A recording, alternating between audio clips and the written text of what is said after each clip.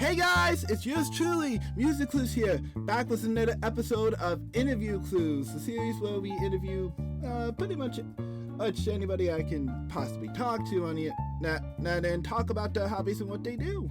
So today, I actually have someone I'm pretty familiar with.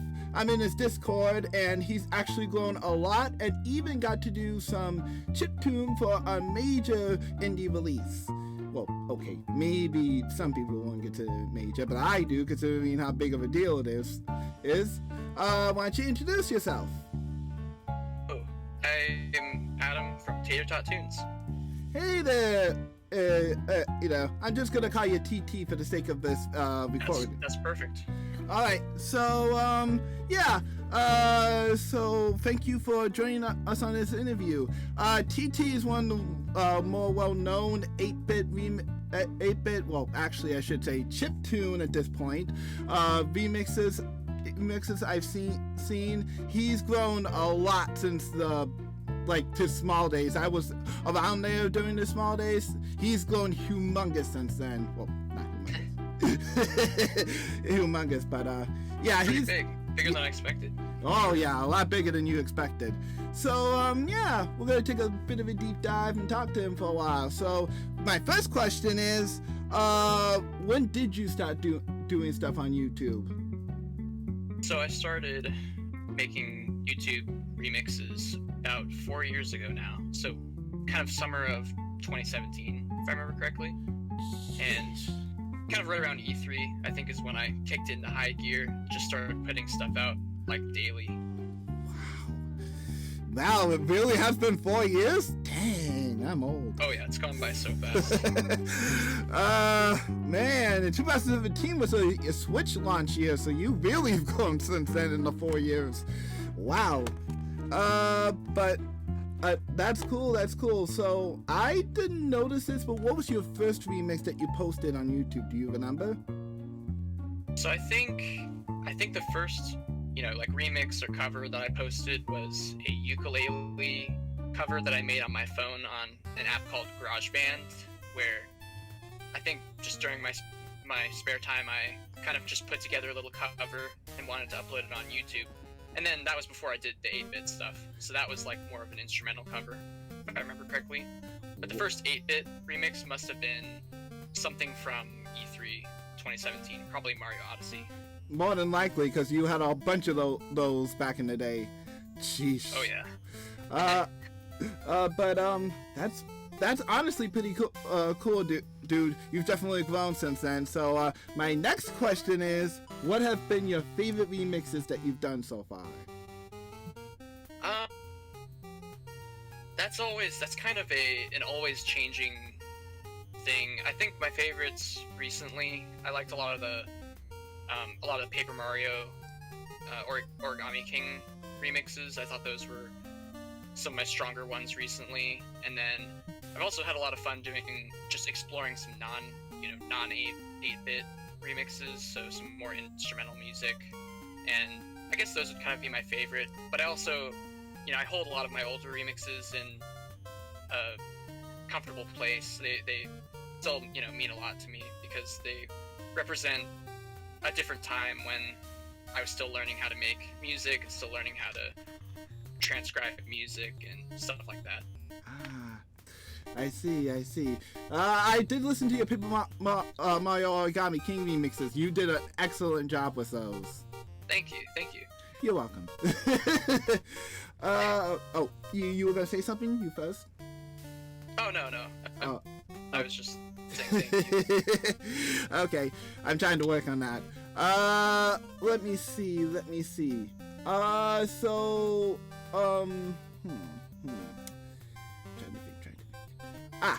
So is there a game that you have yet to remix that you want to remix a track from? That's tough, because I get a lot of requests for things that I want to remix or things that I haven't played. I want to do a lot more Zelda remixes. I think I've only done probably a handful of things from the Zelda series, and I think that's definitely on my list this year to really make up for. Especially, it's a Zelda anniversary. There's a new one on the horizon. There's the remake of Skyward Sword coming out soon. So I think that's kind of a safe bet of thing I really want to dig into. Probably next month or so. Oh yeah, definitely. I haven't seen too much Zelda from you, so that would definitely be awesome. And it is Zelda's 20th anniversary, so it would be nice to see some more Zelda from you. Yeah, man. It's the perfect time. Yes, it is. So I look forward to your next Zelda mixes then.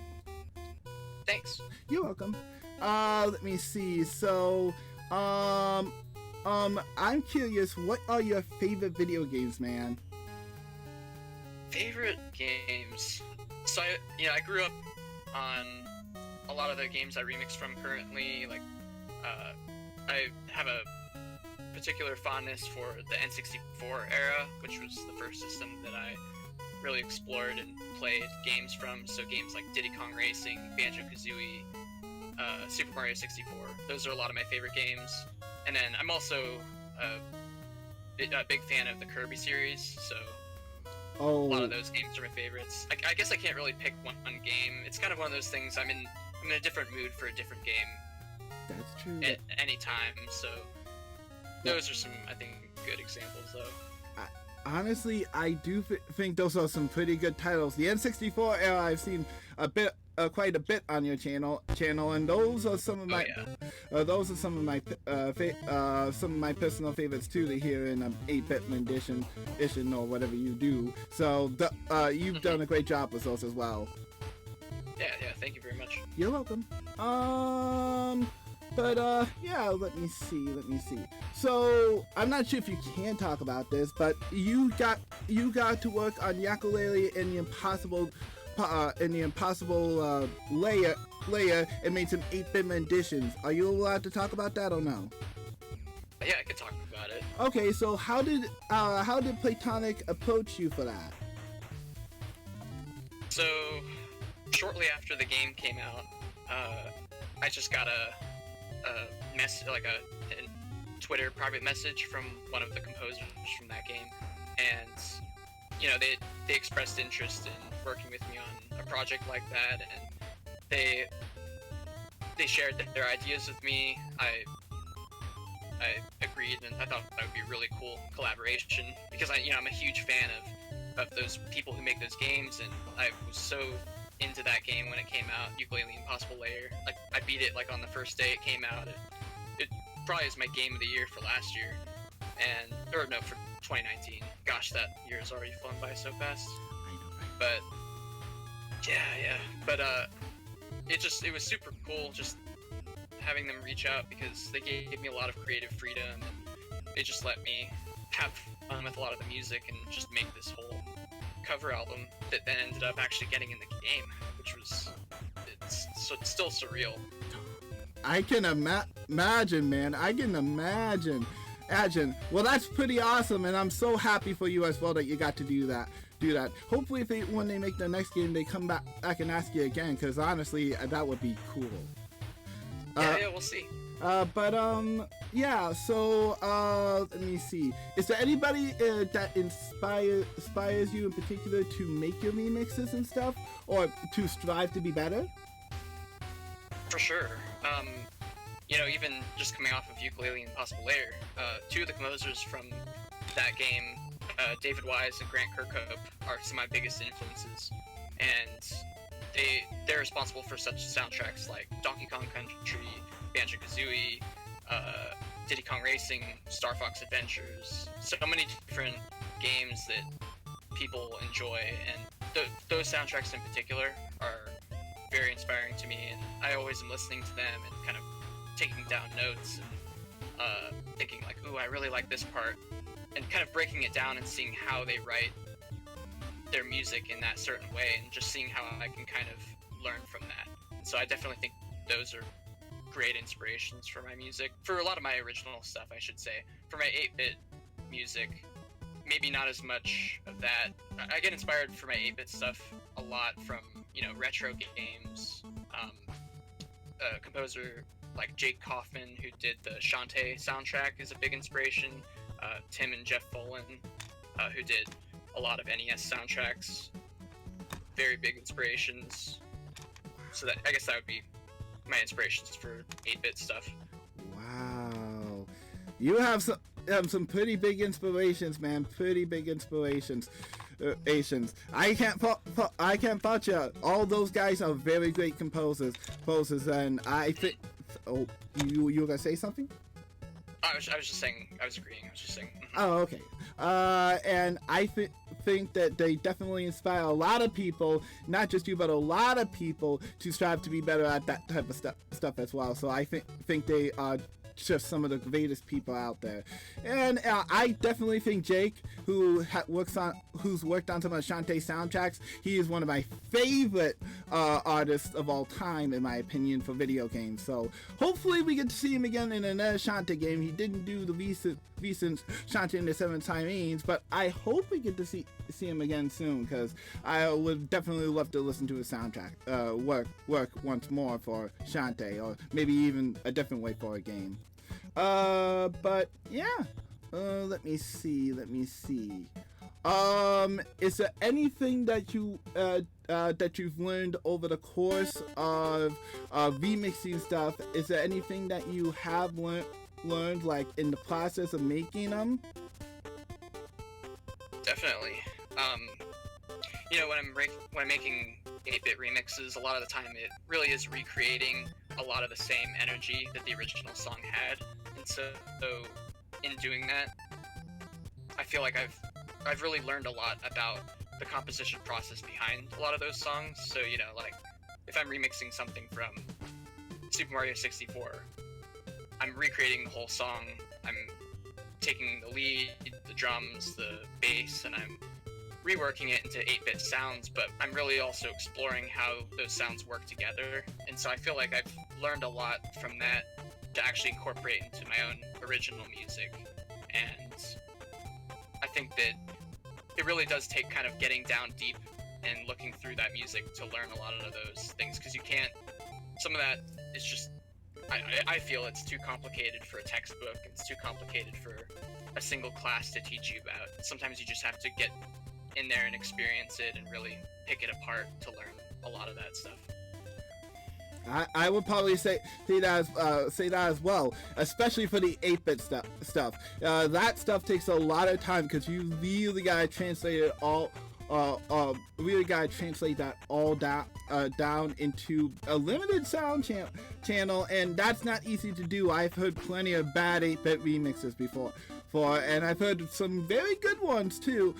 So you really gotta do a good job of translating that. Otherwise, it's just gonna sound terrible, in my opinion. That's not to say that you can't learn from it, of course, but it just takes effort. You just can't simply slap it together. Right. Like I feel like there are a lot of rules that some people might not be aware of. If you were looking at getting into 8-bit remixes, it's a specific sound chip, and you can't have too many channels at once. And some people don't know that when they're going into it, and might accidentally break those rules. And so it's just a trial and error process. You need to definitely get feedback from other people, I think, to get other opinions, and I think that's really the best way to learn from it and continue improving. I would agree, man. I would agree. Let me see. In terms of Nintendo games, what are your favorite Nintendo ones? Favorite Nintendo games? Recently I've been really, enjoying like Super Mario Odyssey, Breath of the Wild. I had some fun with Animal Crossing. I guess those would be my favorite, recent Nintendo games. My favorite classic Nintendo game, I guess, has to be Super Mario 64, since it's just that, I think, was the first Mario game I played and also beat. And there's, definitely a lot of nostalgia there, so I think that's probably my favorite Nintendo game. Ah, I see. Those are definitely good choices, in my opinion. Is there any? Are you looking forward to any of the current Nintendo games that Nintendo announced at E3 last month? Definitely Metroid Dread. That one has me and I can tell a lot of people very interested. I haven't been the biggest Metroid fan, mainly because I think the games kind of started to have a drought right when I was really getting into them. I guess the last Metroid Prime came out must have been over 10 years ago for sure, because it was on the Wii, I think, or the GameCube or something. But I'm really looking forward to Metroid Dread, because I think the 2D Metroids are really interesting, and I enjoyed Metroid Samus Returns on the 3DS. I just think that one. I'm also looking forward to the Advance Wars remake that they announced that I think WayForward is making, or they made. It's already made, but WayForward is indeed in charge of that one. Yeah. I'm really looking forward to that. I just think that's a super underrated series, and I've tried out some of the DS ones, and I'm really excited to just try out the originals and hopefully have some people to play it with and just try it out. Oh yeah, that's something a lot of fans were not expecting. Even I wasn't expecting that personally, but I was so happy when they announced that, and I was so happy for the Advance War fans because they've been hoping and praying for something new. Now they got it. Now, if only we could get that for Golden Sun. But all seriousness, yes, I'm looking forward to both of those games. Metroid Dread in particular, I'm very excited about myself. This is going to be literally my first Metroid ever. So I'm very interested to see how I think of this, because I'm the platformer of the two of us here on the Media Maniacs. So it's going to be really interesting, and hopefully I get to see some 8-bit remixes from both games from you. I think that's a pretty high possibility, but we'll see. Indeed. Let me see. I'm trying to think. Okay, so, is there any series that you feel like should also become more popular? Is there any series in particular that you think needs to be more popular or should get some more games? I guess I have to think about that.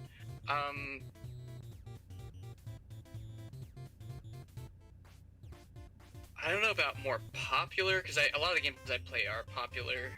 I've been playing a lot of a game called Sea of Thieves recently, which is a game by Rare. Oh! And Sea of Thieves? Oh, you first? Yeah, Sea of Thieves. Oh, you first, and then I'll say something. Oh, sure. Well, I was just going to say, I know that game's popular, but I feel like the more people that play that, better. It's an online multiplayer-driven game, so that's one of those games that I even made a couple remixes of it.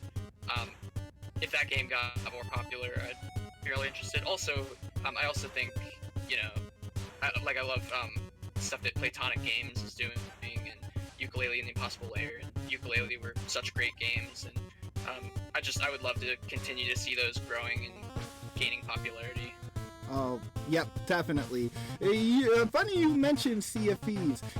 One of my friends, Easy Emily, is actually a huge fan of Sea of Thieves, and was just recently working with me on some gameplay for the latest expansion that came out that crossed over with Disney's Pirates of the Caribbean. So, essentially, she is one person to talk to if you ever want to learn more about Sea of Thieves. She is such a wonderful person to talk to. Yeah, I think Sea of Thieves should get more popular. And Yooka-Laylee, I really hope if we go back to 3D at one point that the games just get more popular, because honestly I do feel bad after what happened with the original Yooka-Laylee and stuff, and then Impossible Lair happened and it was much more well received. So here's hoping that the next 3D outing for Yooka-Laylee goes well, but if we get an 2D outing, I won't complain. That will be nice too. Yeah, for sure. Okay, I'm gonna ask you like maybe 2 or 3 more questions, and then I'm gonna wrap this up. So, is there anybody that you would like to give a shout out to that's helped you grown over the years? Shout outs. Well, I remember you were definitely there very early, so thank you for your early support too. No, it's no problem, man. And I try my best. And then, shout-outs. I do know some people. I'm a big fan of a guy called Will Fox Piano, who He does a lot of video game and anime remixes and covers. I also, another shout out could be a guy called Bat Dog Duke, who he does live streams, and he also does really awesome pixel art. A lot of like Mother inspired, Earthbound inspired stuff, and he does stuff on Twitter. I guess those could be. I don't have like a list, unfortunately. There's probably too many people I could mention that are supportive. I have on my YouTube channel. There's a sidebar where I link a lot of remix channels that I really enjoy, and so if anyone wants to see any other channels similar to mine, or even some that are a little bit different, I have. If you go on channels, you can check out. I have a tab called Other Awesome Artists, and I have probably 20 to 30 channels there that you should go subscribe to all of them. Dang. Well, I'll definitely subscribe to the two you mentioned, and double check to make sure, because I think I got almost every single one of those on our end. But those are definitely some great shout outs. Okay, let me see. So, are there any collaborations that you've taken part of in the past that fans should know about? Outside of... Well, sorry. Oh, yeah. Oh, I was gonna say, I assume you mean sort of like the Yooka-Laylee one, or... Outside of the Yooka-Laylee one, like, have you worked on any fan collaborations? So I've actually, recently in the last year, I've kind of kicked into high gear my, sort of something similar to what I did with Yooka-Laylee, where I've been participating in some video game projects, writing original music for them, and I recently wrote about 4 original tracks for an author who has a series called The World Eater, and he's looking at expanding that out and making into a wider brand than even maybe just a book series. And so I wrote some music for that. And I also wrote some music for an RPG called Reverie. That's a sort of Game Boy inspired RPG, and it's a cute game with some cute characters, and it has a really nice art style, and I really enjoyed writing some kind of 8-bit inspired tunes for that. And so those are some, I guess, some places you can continue to hear my music that in a different setting than just 8-bit remixes. I see. Definitely definitely I'm really proud out of you for working on that, so good job on that as well. I probably haven't played that game you mentioned, and I definitely haven't heard of that author, but the fact that you've even worked on those is impressive alone, so way to go, man. Thank you. You're welcome. So I guess my last question is there any type of game that you would like to see in the future? If you could make any genre of any kind of game in the future, what kind of game would you make? I've always said, like, I'd really enjoy making sort of a spiritual successor to Super Paper Mario, which I feel is kind of one of the more, now it's kind of the weirdest Paper Mario game, because it's the only one that's not really a turn-based kind of RPG game, but I thought that the mix of the RPG elements with platforming was an interesting combo, and I'd love to see kind of another take of that, maybe done a little bit better, but also I still love that game. So if I were to make a game, I would probably do a spiritual successor to, I use that term loosely, a game inspired by Super Paper Mario. It's probably a better term for that. And of course, I'd like to do the music for that too. I would definitely think you would. But those are both that is a very underrated game in the Paper Mario series. I've often heard quite a few different sides on that one in particular, but I do think that is definitely a unique take on a game that I've seen, and I would love to see a spiritual successor or a game inspired by Super Paper Mario. And hopefully, if that does happen, you get to do the music for it. But yeah, all right, right then, man. So why don't you let the fans know, obviously, where you can keep an eye on him. I mean eye on you. You get what I'm saying. Sure. So you could of course find me on YouTube at Tater-Tot Tunes, and then on Twitter, I also have a Twitter account called Tater-Tot Tunes. And on Twitter, I usually talk and shout out a little bit more of the obscure stuff that I'll do, like those games I mentioned, or different collaborations. So Twitter is sort of the place where you can hear just me posting stuff like that. YouTube's the place where you can find the music. I see. And that's really it. All right, that's pretty awesome, man. Man, I'll definitely be sure to link those both in the description below, as I always do. And also, one small shout out as well. TT Tunes here has actually worked on another collaboration a little while back around Sonic's 30th anniversary, before the symphony or after, I'm not sure. He worked with Modular Mixtape and several other artists on a Green Hill fusion collab, and oh my gosh, I loved it. Absolutely love it. As the biggest Green Hill fan, a lot of my fans would say that. It's just, you just gotta watch it. So if I had to give a recommendation, that one definitely watch for sure. It's probably one of my favorite Green Hill remixes that I have ever heard to date. But you were gonna say something, man? I was just saying, definitely. I think it was incredibly impressive how many people were involved and just how great of a presentation that came out to be, and it was just super fun to participate in that. Indeed. So yeah, I'll link that one in the description below as well. But yes, again, thank you TT Tunes for coming on and chatting with me for a little bit. It was honestly great to talk to you for a while, and I hope you continue to do well with your 8-bit remixes. You know I'll always be around to take a listen whenever I can. So thank you for your support. You're welcome, man. You're welcome. Alright, guys, that's all for this episode of Interview Clues.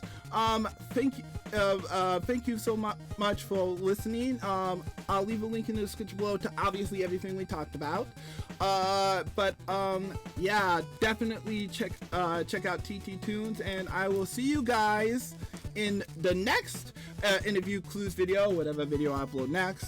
But for now, this is yours truly, DJ InterviewClues, signing out, and I will see you guys, well, whenever I can. Bye.